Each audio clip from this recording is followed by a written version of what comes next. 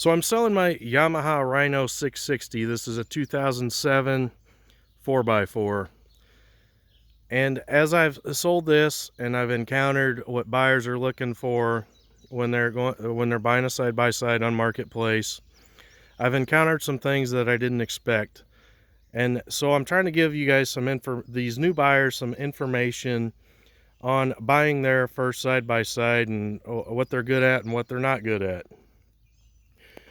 Most of the buyers, actually, I found, are women looking to have something in the yard where they can do some gardening and some yard maintenance. Most of them want something quieter than a Yamaha Rhino. They're expecting more of a golf cart experience when they buy these things, and that's definitely not what they get. I've had a couple buyers show up and drive it, and they're like, oh man, I'm sorry, this is the first time I've ever been in one. This doesn't fit my needs very well. So these Rhinos currently, one in poor condition, might only command about $4,500. It would still be running condition, of course, but you know, it's a little rougher, not quite as clean.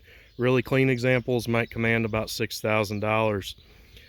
The reason they are so loud is the engine sits right here, and the sound resonates inside the cab and bounces off the roof and so forth.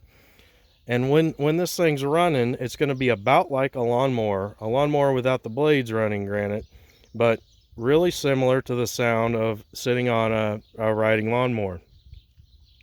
You've got a couple options if you want something marginally quieter, but you're going to pay for those, except for a Kawasaki Mule. Now, a Kawasaki Mule is going to be a little cheaper than these, but the catch with those is they only go 20 miles an hour and they're only marginally quieter. The other options for marginally quieter vehicles that are still economically priced are Honda Pioneers and Polaris Rangers. You can get both those in four-wheel drive, just like the Rhinos, and they are, like I said, they're only marginally quieter, but because they're marginally quieter, yet they're still quality machines, you're going to pay a little more for them.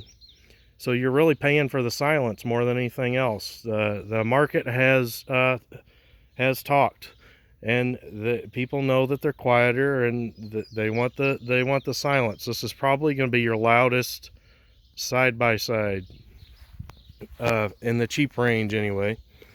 Of course, there's $10,000 and $15,000 units, $20,000 units even, with big souped up turbo ones with air conditioning and all that. But I imagine if you're watching this video, that's not what you're in the market for. You're just wanting to do a little yard work. On the cheaper end, like I said, Kawasaki Mule, really durable machine, but only goes 20 miles an hour and is still loud. You can also go to a Chinese-made yard cart, and the quality of Chinese stuff is a little suspect. Some of them are getting pretty good, but you still need to have some maintenance skills and repair skills to be able to have one of those. A Mule you can get parts for and not have to do any custom fabrication. The Chinese stuff, you're going to have to do a lot of research to find parts, and you'll still run into cases where you have to fabricate things to get something repaired on them potentially. So hopefully this video is a little helpful. I know it didn't cover everything, but it just wanted to familiarize you a little bit with what you might experience. I'm going to start this up. Imagine the sound won't transfer very well, but it is loud.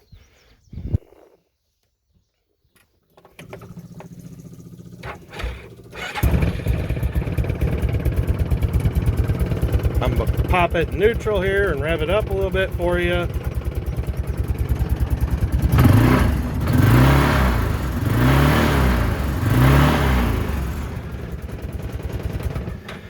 So I don't know if I said this early in the video, these will go about 40 miles an hour. Same with the Polaris Ranger and the Honda Pioneers.